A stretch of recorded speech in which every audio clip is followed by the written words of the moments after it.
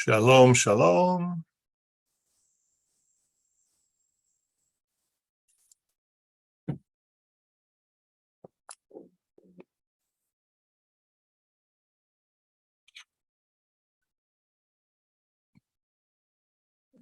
I said, you look like you feel better today. Yes, I do. I had about a 36-hour bug. I know, but yesterday you didn't look as good. Okay. Yeah, I'm not a good sleeper. And last night I finally got a good night, so that helps too. Right. We got up for morning minyan. Yes. I had already been in the synagogue for 3 hours by the time the minyan started because I got about 4 hours worth of sleep. I couldn't go back to sleep. I understand that. Yeah, much better today. Hi, Martin.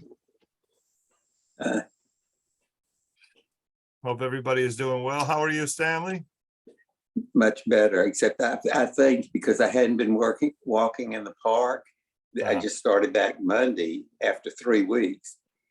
Today I have some shin splits I noticed out there, and I said enough.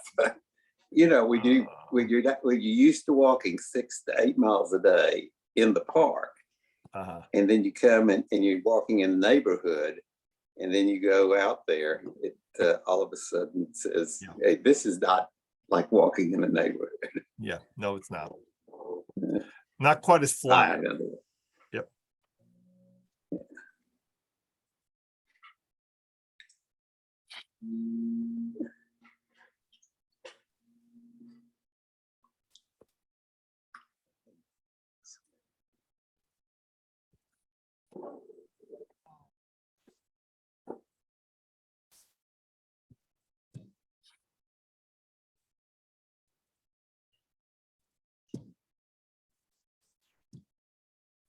Good morning. Good morning.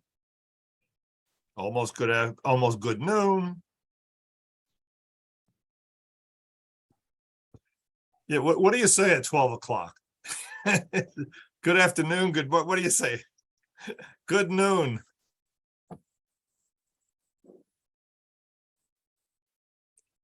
Hello, hello.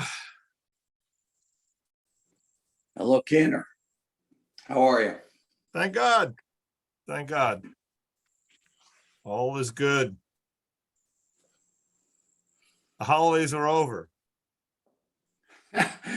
They start again next year. Yeah, they do tend to reoccur. Yes. I've noted, when I actually said to my brother, as I've gotten older, 2 things have happened. Number one is I don't have the energies I once had. And second of all, I think after 44, 45 years on the beam, I think I've got this down. Yeah, but there's always something new. Mm-hmm.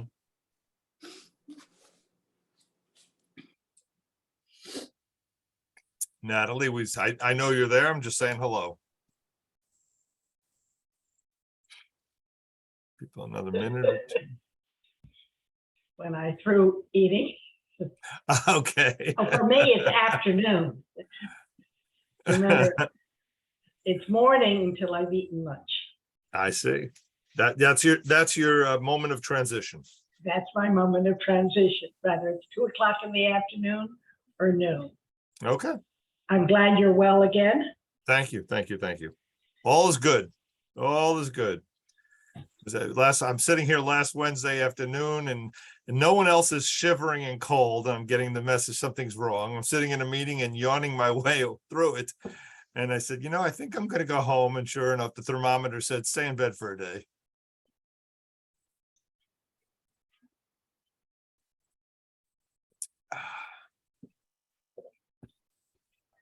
People, 1 or 2 more minutes and we'll get started.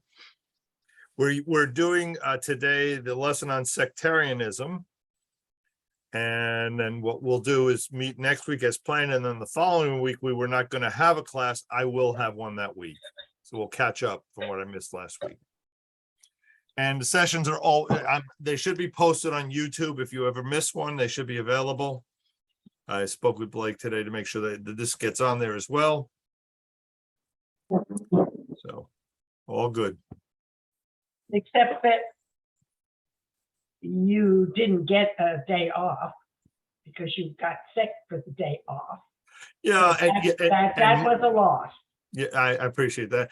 And Mondays, which were, most clergy take Monday off, and if you didn't notice, every Monday in the last month was Yontif, so there were no days off.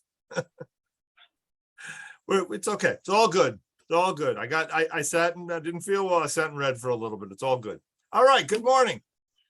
So you may have noticed that the Jewish community has really never reflected uniformity. We are defined by our internal struggles. We're defined by the diversity within. And the Second Temple period was certainly, that was the truth. There was a period of new ideas, new interpretations, new standardizations. The issues were the degree and the form of Greek and Roman influence upon Jewish life. How much of that was going to happen? How much would be accepted? It was a major source of conflict at the time, particularly within Palestine, where the ruling was happening. In the diaspora, it seemed it was much easier to take on the ways of the Romans and the Greeks, much like it is in America. But in Palestine, they were much more resistant, and so it led to a lot of struggles within. Particularly in those, they first began doing conversions, and people were bringing new ideas into Judaism as well. And so you've got this new conflict that arises. I want to talk about the word sect. All right. It's when you talk about a group that is a sect, it's problematic because it usually assumes that it is a variation from what is a dominant or normative stream of life. So if you have different sects, you're assuming it's deviating from the standard of Judaism. The problem is that the Pharisees may have been the largest group, but they were not the majority. Think of Israel today. You can't get a majority party. Everybody has to form coalitions. They may have been the dominant group, but they weren't the majority. And so to look at the concept of a sect is problematic. At the same time, what's important to note is that we use the word denominations in today's world. So the word sect is far more difficult and usually takes on a negative connotation. And so the reality of it is, when we use the word sect in today, it's something that we disapprove of, even though it doesn't carry that weight normally. And then also to note what divided the groups. If you read the literature, you would assume it was huge divisions, but the reality of it is they had far more in common with one another than you would find in the literature. Why? Because the literature was being written as polemics.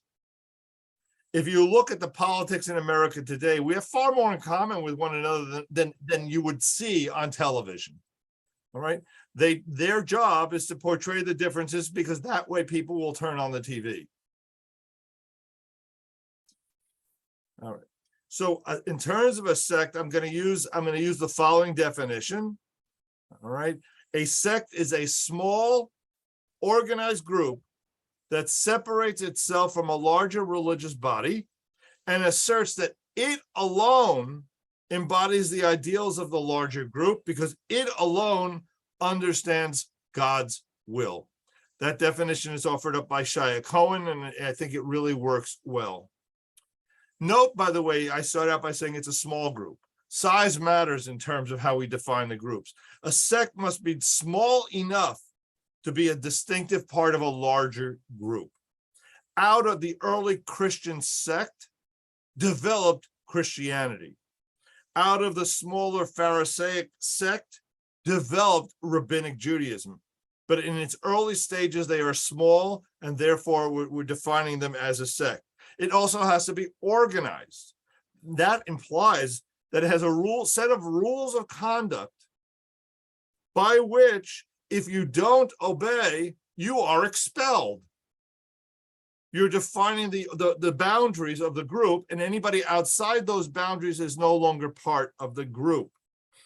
All right, and so that's an important part of what we're looking at. In terms, I want to look in terms of Judaism and in terms of Christianity, in contrast to Christianity. which is a creedal religion. They have a series of beliefs that you must buy. The cutting edge of ancient Judaism was not theology, it was law. As a general rule, the debates that the rabbis or that the sects were having emphasized legal interpretations, not theological distinctions. Doesn't mean that there weren't any theological distinctions, but the primary driver that separated the groups was how did we approach the law? What are we considering obligations within the group, the defining boundaries? 3 areas of law in particular came up for debate. 1, marriage. 2, Shabbat and festivals. And 3, temple and purity. So let's look at those 3: marriage, Shabbat and festivals, purity within the temple. Let's take the marriage issue.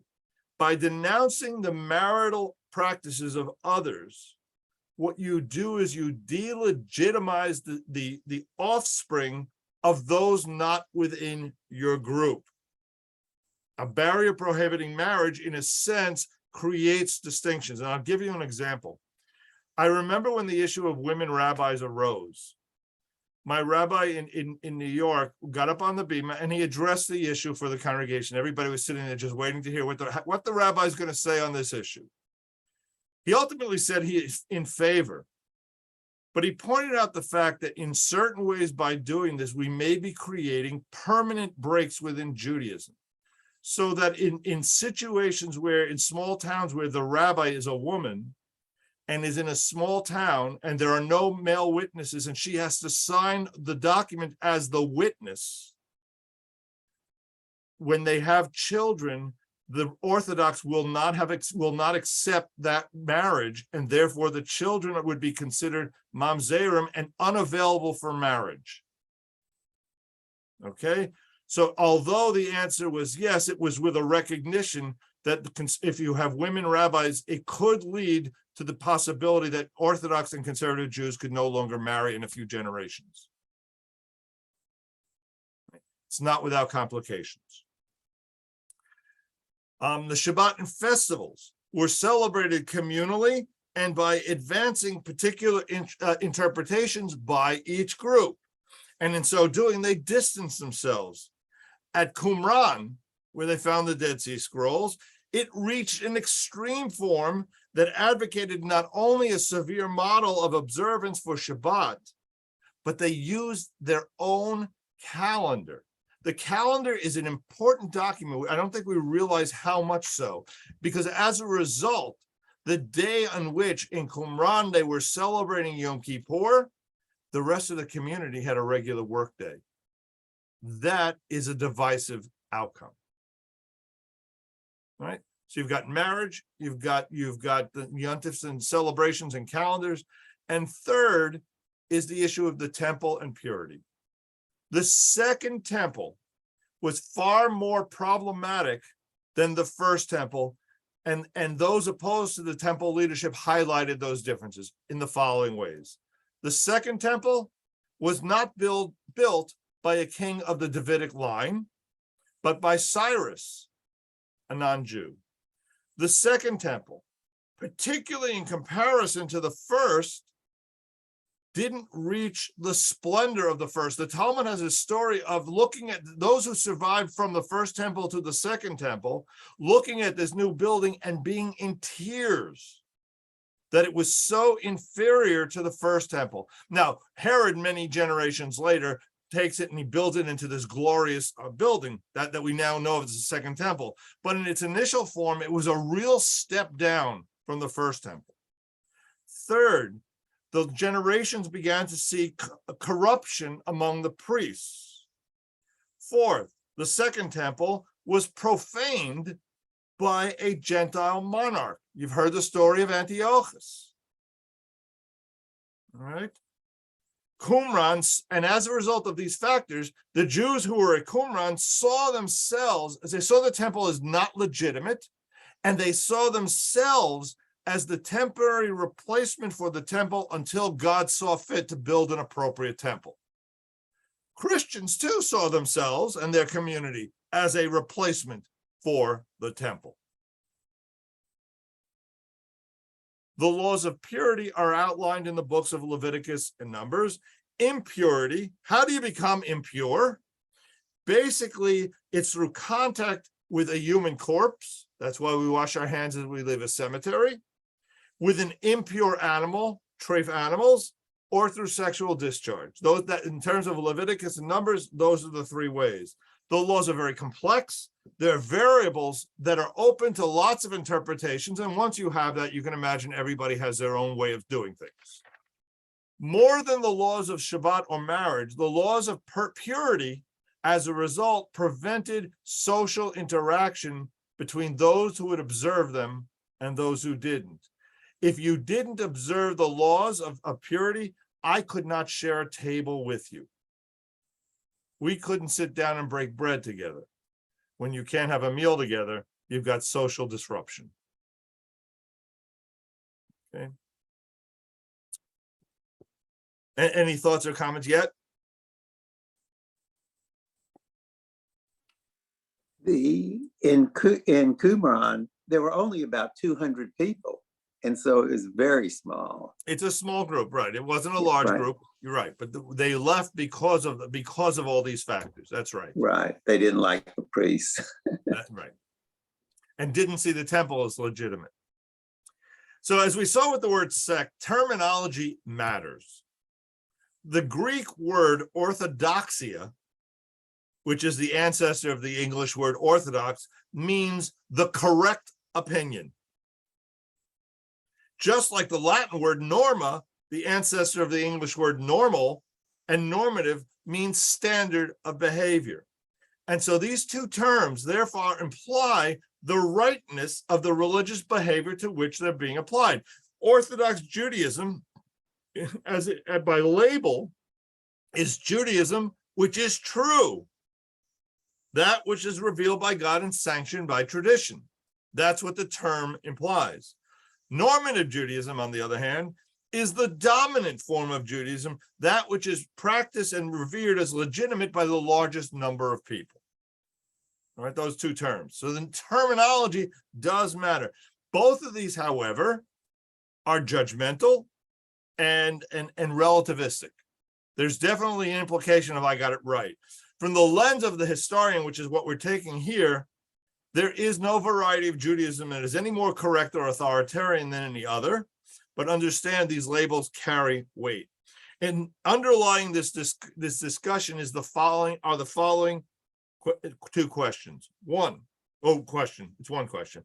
Is Judaism what Jews practice, right? What people are doing?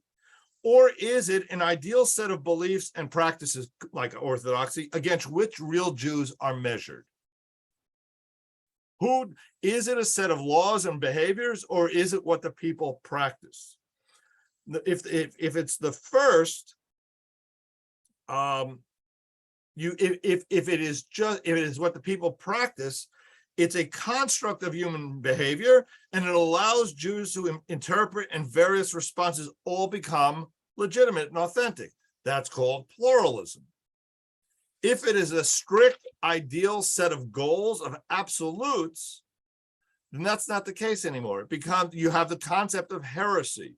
Those who fail to adhere to the criteria are therefore heretics. This conversation came up in the 1940s in the conservative movement, was how do you define who is a conservative Jew? And the concept was it's by practice. But Robert Gordis raised the question of whose behavior are we measuring? And he proposed that, yes, it is by practice of the people, but it's only the people who take Judaism seriously, the conservative Jews. It's not the man on the street. It's those who are practicing seriously. Those are the practices that define conservative Judaism. His wasn't the only opinion, but that's one approach that he brought. Whose practices are normative? All right, let's jump back into history. We're going back to 152 before the Common Era. All right, Jonathan the Hasmonean. This is after the events of Hanukkah. Jonathan the Hasmonean has established himself as the ruler of Judea. From that point on, until the Roman conquest in 63 before the Common Era, almost 100 years, the descendants of Judah, the Maccabees, ruled over the land. Jonathan took advantage of the instability of the Seleucid Empire. The Seleucid Empire is the Syrian Greeks. That's the Antiochus people. They're in complete they have political mess, and so he takes advantage of that to expand his territory beyond what is just Judea proper. But what you're going to hear now is the beginning of a soap opera. In 143 before the Common Era, Jonathan is murdered by a pretender to the throne, and he is succeeded by his brother Simon.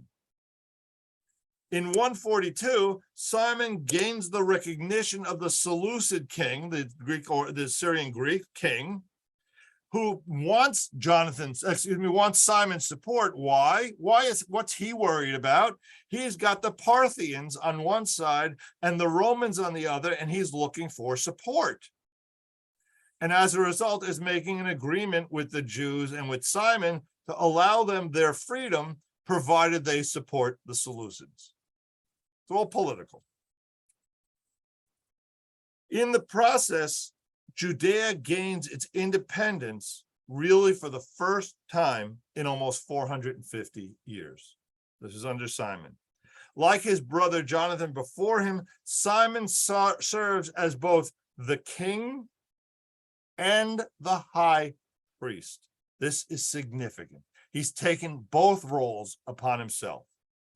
And there's a public assembly in the year 140 BCE in which that is established in some way that Simon and his descendants will continue in those roles until a true descendant of David arises called the Messiah. He continues this expansionist policy, and he begins to remove paganism from throughout the land. His term, now this all happened in the 140s. In 134, his reign comes to an end when his son-in-law, with the help of the Seleucids, murders him and two of his sons. That leaves behind one of Simon's sons, John Hyrcanus. Just by listening to the name, you can already hear some Hellenistic overtones. He's taken on some of the Hellenistic ways. All right. And he continues, because the Seleucids need Hyrcanus's help. They support him again. And so you've got this connection with the Syrian Greeks because of the Parthians and the Roman threat. After the death of Antiochus VII in 129, the entire Seleucid Empire kind of collapses, and John then establishes complete independence and authority. There's nothing in his way. Expanding to the south at that point, the Jews conquer Idumea, I think it's pronounced Idumea, Idumea, and they force the Idumeans to convert to Judaism. Why that's significant is that Herod is a descendant of those Idumeans that are forced to convert. There's lots more coups and assassinations, generations of people killing and taking over the role. It's a total soap opera in process. The land gets expanded until the borders of Judea encompass the entire land of Israel. The Maccabees, they were wonderful, and they weren't so wonderful in certain ways. They had fought not only to free the Jews from the foreign domination, but they were also fighting against those Jews who chose to Hellenize. They walked around the community and forcibly circumcised children whose parents, Jewish parents, didn't want to go through the process. And so they are the purists, per se, as that's what they're describing themselves. But as you heard in the name, over time, the Hasmonean descendants themselves began to adopt the trappings of Hellenism. They began to conduct their courts in Hellenistic fashion, and they became estranged from Jewish practice. They went so far, and this put them at risk, so much so that they were employing foreign mercenaries to protect them from the Jews. Okay, you have a sense of chaos going on. Questions? So, no? Okay. Trying to read body language. All right. So the opposition to the Hasmonean rule came from a variety of corners, including the Pharisees. They were opposed to the fact that not only were the Hasmoneans serving as the king, but they were saying he has no right to serve as a high priest. He's not of the Davidic line. So the Pharisees became over time anti-Hasmonean. They demanded the relinquishing of the high priesthood as a result. So there's your first major division. Yes, Lou. I thought that the Hasmoneans were objected to because as kings because they weren't Davidic. That's true as well, but they were willing to overlook that because they realized that they were waiting for someone to arise, but it became more problematic with the ritual component of what was going on. In the succession of leaders, Solomon Alexandra fails to designate the successor for the role when she passes away, and the result is that her two sons fight one another for the crown. Each of them independently appeals to the Romans for support. The Romans say, "Oh, good," and they promise each brother to be supportive. They look at this as an opportunity to create chaos, and then they use that to dominate the local land. They play the brothers off one another, and they march on Jerusalem and take it by storm. That ends when in 63 before the Common Era.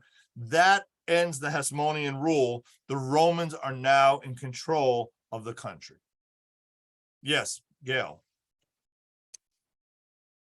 You need to unmute. There you go. I have a really embarrassingly basic question. Please. Why did these people get called Hasmoneans? Where did that word It's a come? family name. I see. And it started with Jonathan. I got it. Well, it started even before Jonathan. It started, with Judah Maccabee and the Ganze Mishpacha there. I got it. Okay. Thank you. Yeah. So it's in this environment of chaos that religious sectarianism arises. The primary issues that they're struggling with are: one, alternative opinions of how to interpret the recently canonized Torah. We talked about that. The Torah was not canonized until about the 200s and 300s of the Common Era. And so it's a new document, and there's lots of struggles on how do you interpret it. All right, that's one. Two is the degree of assimilation and rejection of Hellenistic practices and beliefs. That's an American phenomenon. How much do we take on from our surrounding cultures? You have everything from the Satmar Hasidim, who essentially isolate themselves completely, to the totally assimilated Jew who you could barely identify them as a Jew. It's a continuum. That was the issue in the times then as well. These questions ultimately will be resolved by the destruction of the temple. But during these immediate years, the struggles play out in the political, the social, and the economic affairs of the people.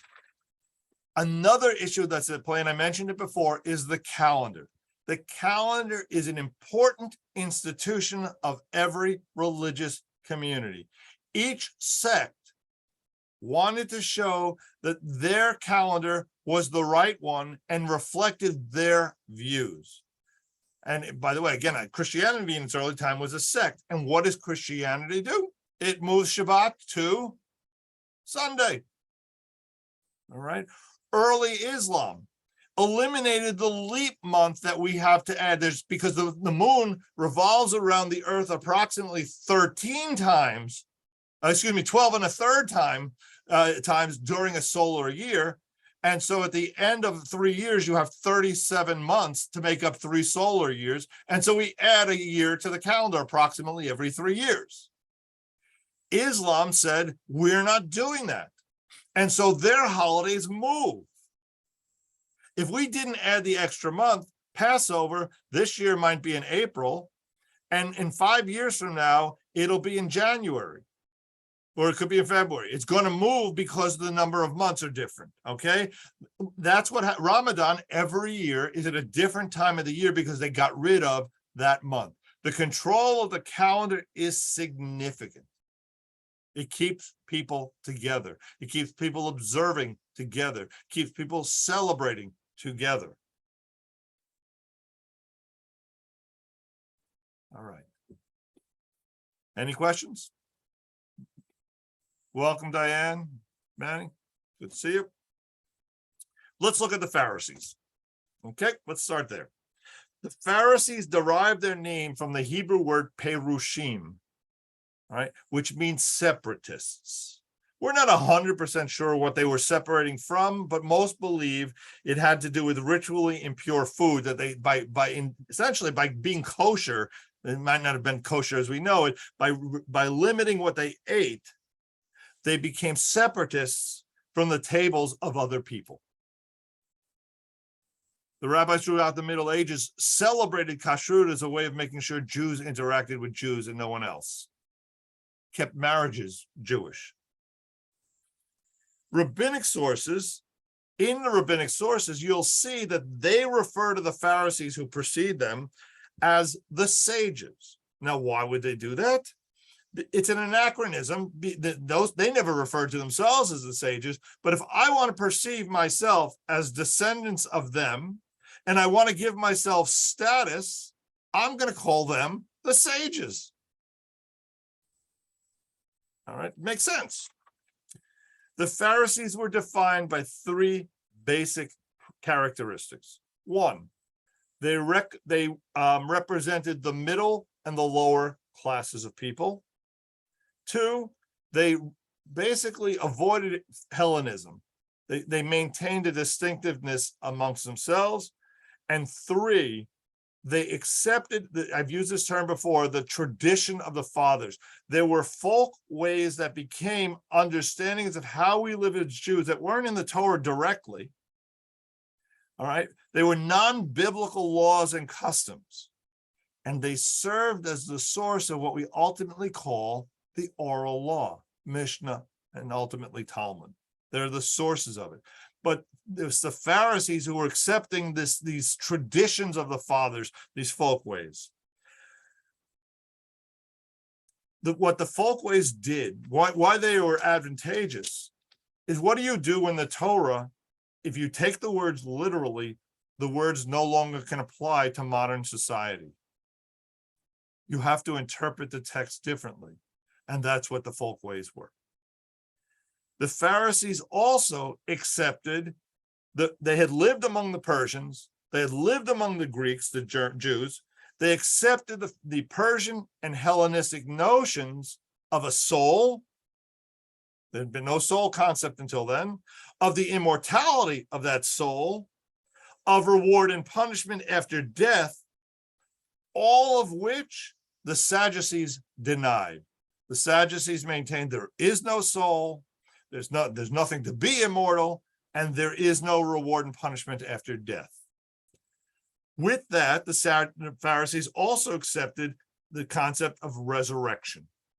It's another basic, it first appears in the Bible, in the last book of the Bible, in Daniel. Now, Daniel is not written until about 160 before the Common Era. And there it says, and many of them that sleep in the dust of the earth shall awake, some to everlasting life, and some to reproaches and everlasting abhorrence. So the book of Daniel is the first place in the Bible, but it's much later that you find any concept of an afterlife. And the Pharisees are the ones supporting that. Yes, Lou. I think most scholars accept that the book of Daniel was written after or during the Hasmonean period anyway. Right. So, yep.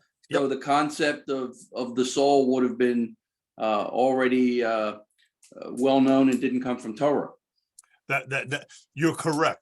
He was borrowing the ideas of the people at that time who were already living this world and built it into a text that became canonized. And by the way, you see it, where it's just 100 years later, the Christians break off from Judaism, they buy it too.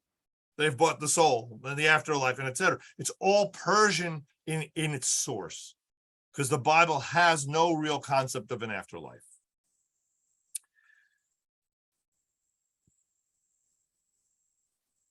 Okay. From this also, there became this concept of a resurrection will happen 30 days earlier in the Holy Land than anywhere else in the world. And as a result, those buried in the Holy Land will be first. And what do we do at funerals today? What do we throw in the grave? Holy land, dirt from the Holy Land. It's our way of supporting that concept. We want to be among the first resurrected, so we throw some Holy Land dirt in. That's the reason for that tradition.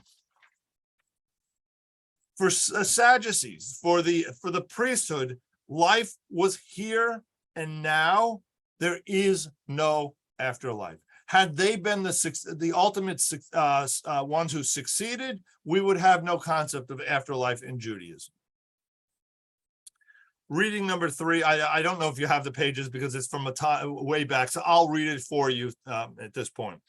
As for this is from Josephus's writings. Okay, he says, as for the Pharisees, they say that certain events are the work of fate, but not all.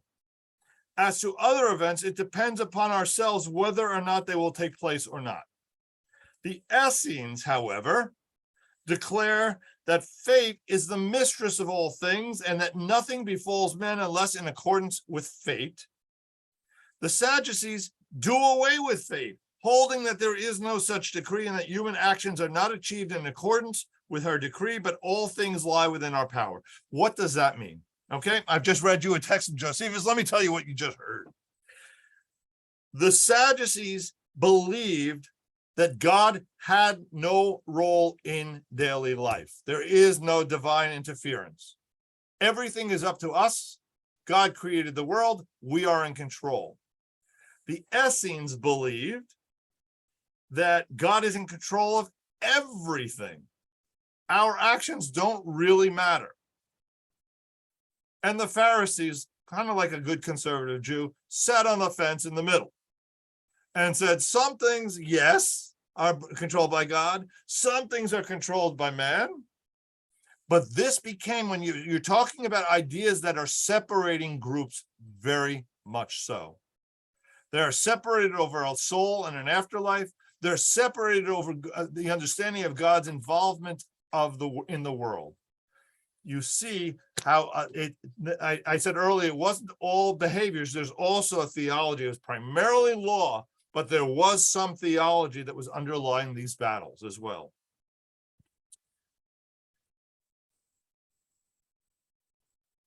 Josephus, in his writings, repeatedly stresses the popularity of the Pharisees with the larger people and with their unique approach to Jewish law, and it ultimately becomes they are the ones who ascend to power.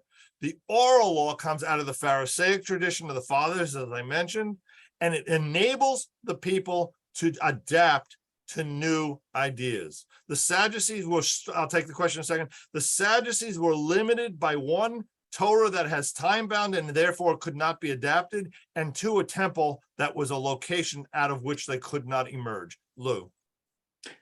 Josephus was relatively later. I don't remember, when he lived, but it wasn't during the early Roman period. It was so Josephus was sometime after, around the end of the 1st century CE. Yeah, Josephus was actually a general in the battle against Rome in the uprising of 66 to 70. Was a failed general. He lost. He was taken captive, but he did enough to somehow become very popular with the Romans. And he is one of we only really have two sources of information from this period I'm describing. One is the writings of Josephus, and the other is the Mishnah, which is being written the same time. In other words, they're both retrospective documents. But Josephus wasn't around 100 years earlier when this division of sectarianism developed And so where did he get his concept that the Pharisees were dominant? All I can tell you is from personal observation and understanding of the community in which he was living, that we cannot tell you that Josephus was accurate. We can tell you we only have two sources to make any sense of it. So that's what we're left with. Also, Josephus was trying to please the Romans. Most of his writing was because he was, he became a Roman, and he wanted to please them with his writings. Well, he wants to please them, but he's also trying to portray Jews in a certain light to that Roman audience. Right. That is correct. All right. Let's talk about the Sadducees. We don't know an awful lot about their early years. We know that the word Sadducee comes from the word Sadoki. Sadok was a high priest in the first temple. So they're descendants of this priesthood along the way. They're primarily aristocratic, and by 150 before the Common Era, they seem to be a recognizable, distinct group. Also right after the Hasmonean battle, after the Hanukkah story. They tended to be wealthy, they tended to be educated, they tended to be moderate Hellenizers, but their primary loyalty was to the cult of the temple, but their culture was greatly affected by the Hellenization going on around them. So they maintained this religious distinction of what is going on in the temple is important. What goes on outside the temple is less so. By the way, I would say to you that pretty much describes most American Jews outside of the Orthodox world, that we distinguish when we walk into a synagogue or we have a holiday. Now I'm Jewish. When I walk away from it, I'm not. It's not important. That is not a Jewish lens. The Jewish lens, the traditional Jewish lens is I'm a Jew. That's how I walk through life. When I walk into a bar, I do it as a Jew. When I walk into my office, I do it as a Jew. I have a certain way of, when I play sports, I do it with Jewish ethics. That's a traditional lens. But most of American society is following, in a sense, what the Sadducees were doing. They made this separation of ways of life. After the exile, when they returned to Jerusalem after the first temple, you have this group that is newly awakened patriots, and therefore they tended to overemphasize national peculiarities to insist on a rigid acceptance of ritual law. They reject the oral law, the tradition of the fathers, which the Pharisees were pushing. In general, for them, the purity laws of the temple and the priests were what was critical. They saw no reason to take that which was religious, that which was an attempt to connect with God, and put it out into the daily life of the general people. That reduces their status to do so.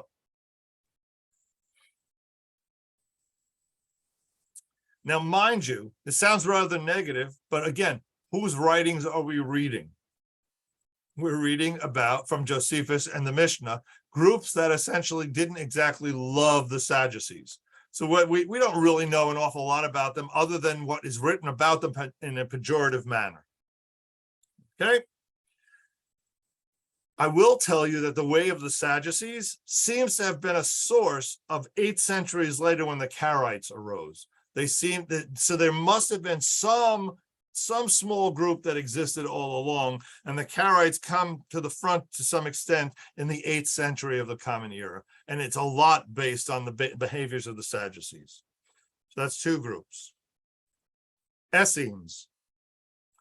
Until the 20th century, we did not know the Essenes an awful lot. It was a sect known for its piety. We only knew about them from Greek sources, primarily from Philo and Josephus. And then in 1947, we discovered the Dead Sea Scrolls. And I'm going to talk about that next week a lot as well. And a consensus has developed. Consensus means not everybody agrees, but it's the general acceptance that the sect of the scrolls of the Essenes, the scrolls that are found seem to be connected to that Essene group. Now, mind you, as Stanley pointed out in terms of numbers before, there only were probably about 4,000 Essenes. We're not talking about this huge mass movement. They had their origins in Hasmonean times, arising in a sense in response to what they saw as the sins of the priests. They were scattered throughout the land of Palestine, although there seems to be some evidence that they avoided city life. They accepted the full Tanakh, all the books of the Bible, with the exception of the book of Esther. That's nowhere to be found in the Dead Sea Scrolls. We found everything else but the Dead Sea Scrolls. They seem to have rejected the book of Esther.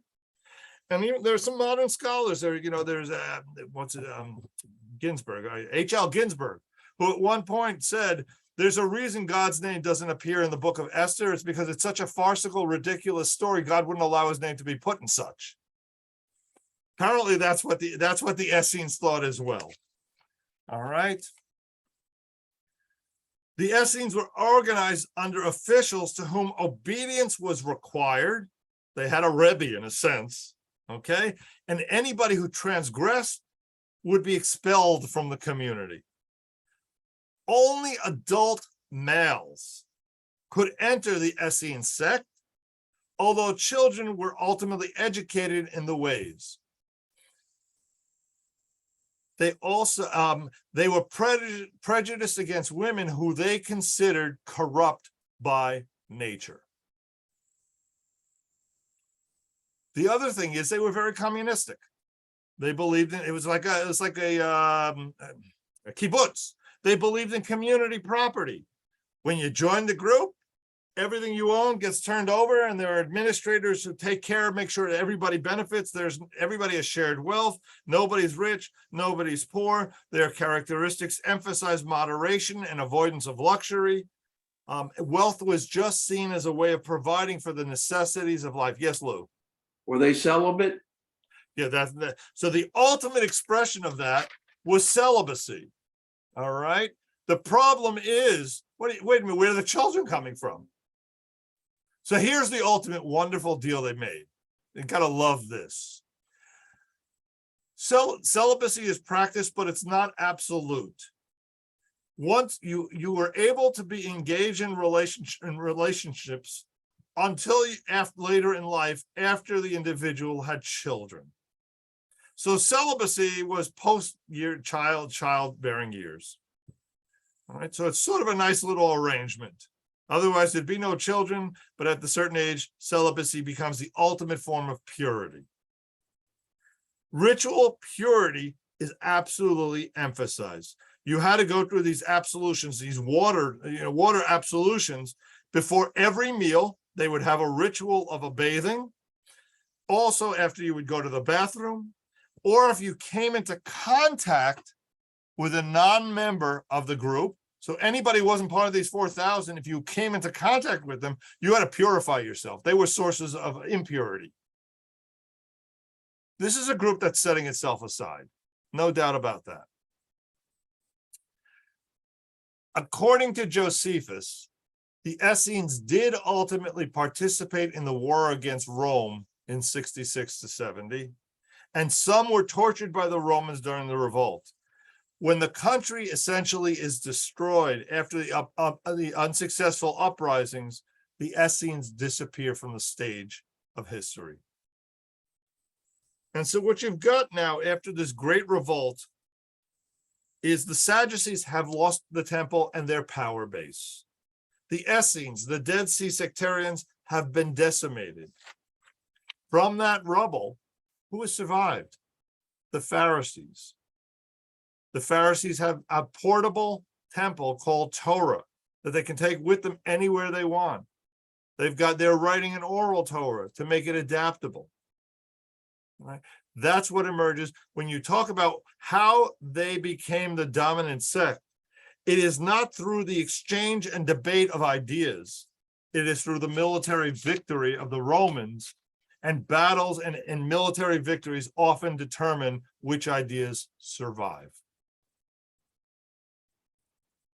I want to talk a little bit about, they weren't the only three sects. There were more. Judaism developed in the period between the Maccabees and the destruction of the temple, and there were more than three sects. As poverty grows in this time and social conflicts become sharper, so do the divisions among the Jewish people.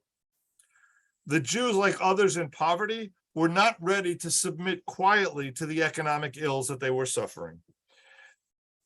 And you have, as a result, desperados. Some take up economic arms, not merely to just help themselves, but to help the whole people. Roman oppression becomes the embodiment of all evil, and therefore any means is justified in terms of responding to the oppression. This allows zealotry and new ideologies. So let me tell you about some of those that came up. Josephus labels a group the fourth school of philosophy. So all we know about that, we know no other name. It's known as the fourth philosophy. They lived by the slogan, "No king but God." So essentially what they were doing was rejecting all political institutions of any sort. And they attacked Romans, but they also attacked any Jew who cooperated with the Romans. The group appears first in the year 6 of the Common Era, when it rebels against the Romans, a rebellion that is crushed. And seemingly they seem to disappear, but they don't. In the 50s of the Common Era, a new type of rebel arises out of that group called the Sicarii. Right? Literally a dagger man, that's what it means. It's an urban group who specializes in the mixing into the crowds. They would go into crowds. This is called terrorism. All right. They'd go into the crowds in Jerusalem and stab Jews who supported Roman rule. That's called terrorism. It's likely that they are descendants of that fourth philosophy. Ultimately, the Sicarii, this group of terrorists, seem to be the group that went to Masada.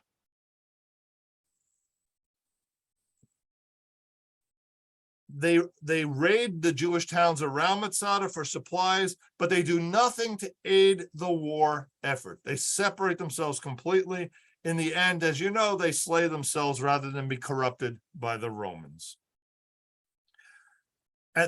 As the outbreak of the war happens in the summer of 67, until the destruction, another name seems to appear in the pages of Josephus, a group known as the Zealots.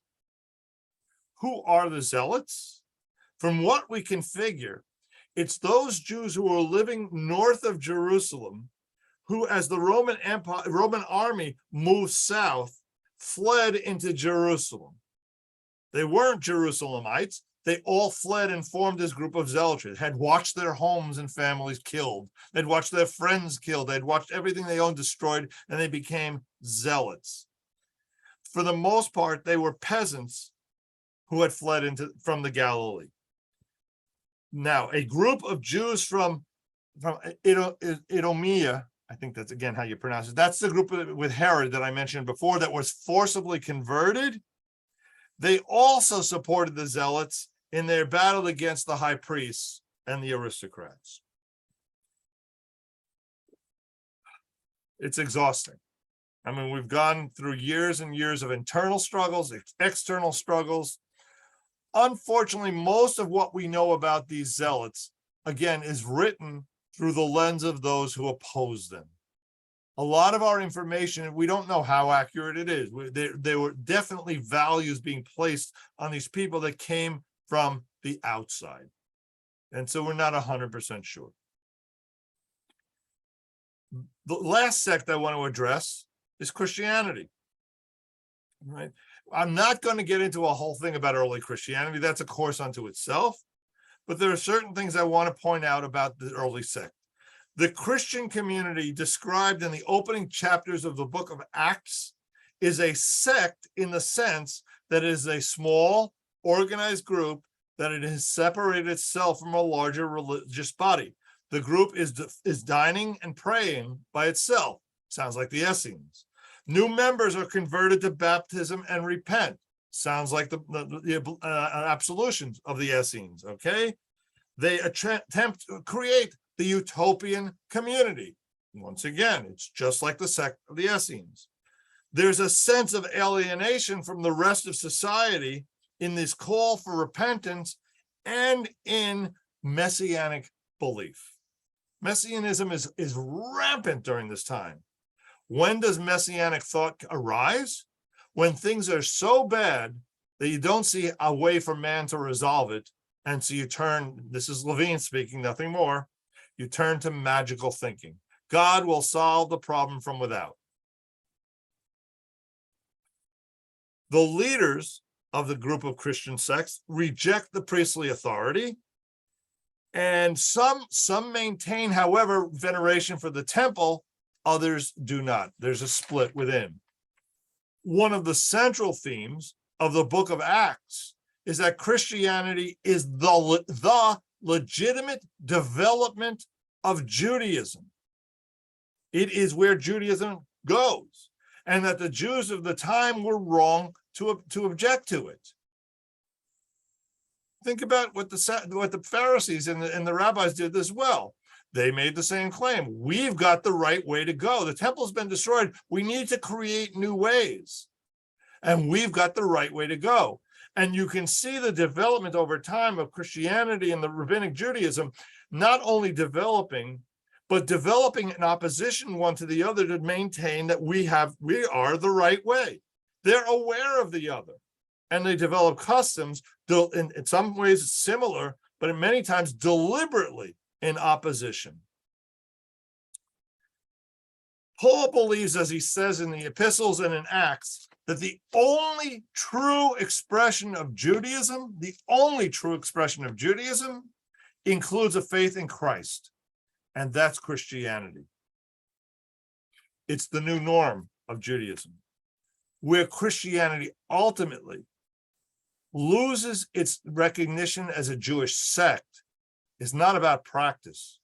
It's when they cease to observe mitzvot, when they give up Jewish practice, when circumcision is no longer performed, when all the religious behaviors are no longer observed, when we're reaching out to, and it becomes Gentile in composition and character, when you elevate a being of Jesus to a position far higher and more significant than any of those characters within the Bible, than even a Moses, that's where the distinction becomes.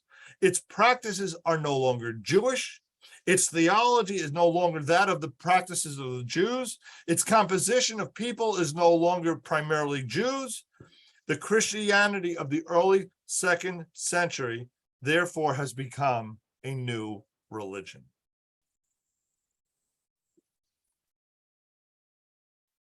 Thoughts? Yeah, Stanley. Mainly when Saul became Paul, that was their way of getting the Romans. And that was, that was everything. Right. Well, right.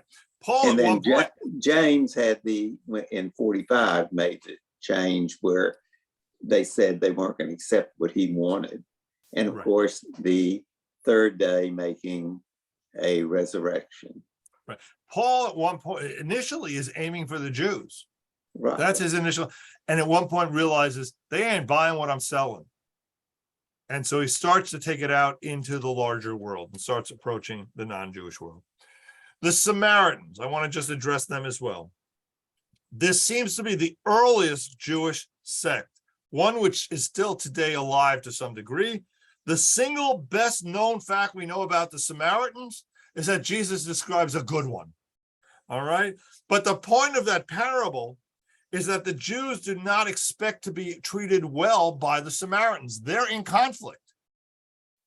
Ezra, the Samaritans are described as the adversaries of Judah and Benjamin, despite the claim by the Samaritans that they're just like the Israelites.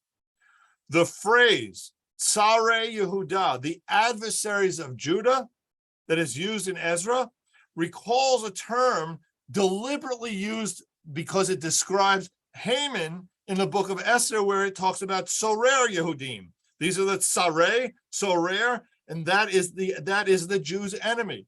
Ezra deliberately labels them with a term that references Haman. The Samaritans reputedly raise beacons on mountains. How did Jews communicate it was a new month? They went up on a mountain, they lit a fire. And the next mountain saw that and they lit a fire. And the next mountain, and they kept communicating. What do you do when a group announces it's a new moon on a different day? All right, lighting fires, strange fires. The Jews in response, not happy with this, all right? I lost my place, I'm sorry. The rabbinic rulings excluded even the eating of bread that is produced by the Samaritans. So you've got a very early break here. Ultimately, angry enough at the Samaritans, the city is destroyed. The Jews destroy the city. Archaeological evidence suggests that those people in the city fled to Shechem and settled, reestablished themselves and build a new temple on Mount Gerizim. Right? They essentially form their own community with their own temple. The erection of the new temple, however, doesn't signal a total break. There's tension, but there seems not yet to be full schism. Comes the Antiochus of the Hanukkah story, and he applies all of his laws of no Jewish practice, not only to the Jews, but to the Samaritans as well. That leads the Samaritans to hate the Jews even more. Now they're beginning to separate, but no one's tolerating their separation. The Jews could never forget this separation, and the result in revenge, John Hyrcanus, who I mentioned earlier, destroys the temple on Mount Gerizim in 129 and the city of Shechem in 109 before the Common Era. When the schism arises between the Jews and the Samaritans, the only part of the Bible that really existed by that point was the Torah and Joshua, and that's all that they accept. Anything beyond Joshua is not part of Samaritan Judaism. We don't know who they were for sure. Josephus gives us some answers. In one passage, he says that the Samaritans were the descendants of the 10 northern tribes. In another, he says that the descendants of the Kuthians displaced former foreigners. When Assyria sent the Jews into exile from the northern kingdom, they replaced the Jews with this group of Kuthians. All right. And he says somehow either it was the Jews who had been in the north or these people who replaced them who were living in the north. He's making the claim that the Samaritans are the descendants of that group, one or the other.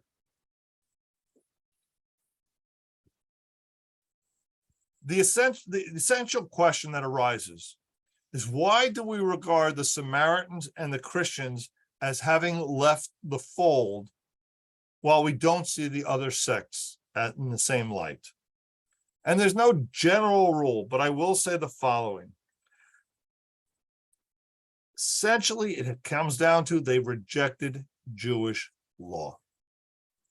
A Jew is not defined by what he believes. A Jew is defined by how he observes law. We are not a faith. We are a way of life. And ultimately, when Christianity got rid of mitzvot, it's when they became a new religion. There was a tolerance for Jesus as a Messiah figure, although they didn't agree. There was a tolerance. We've had other messianic figures arise over time as well, right? But it's the obliterating of religious law that is the final distinction. That's where I want to end. Any comments or thoughts?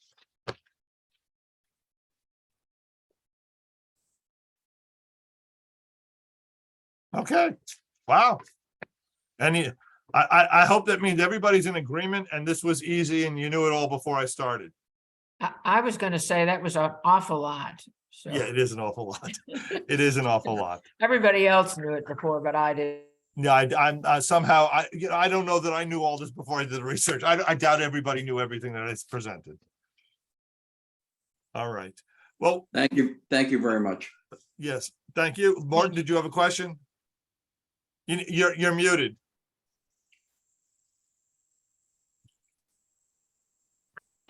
let me just say, I'm sorry that I'm gonna miss next week because I'm traveling, because I'm sorry I'm gonna miss the Dead Sea Scrolls, but you'll Well, see. it will be posted on YouTube after the session. Oh, good, good. Okay, Yes, thank you. I'll That's see you my hope. after that. Thank you. and I hope safe travels.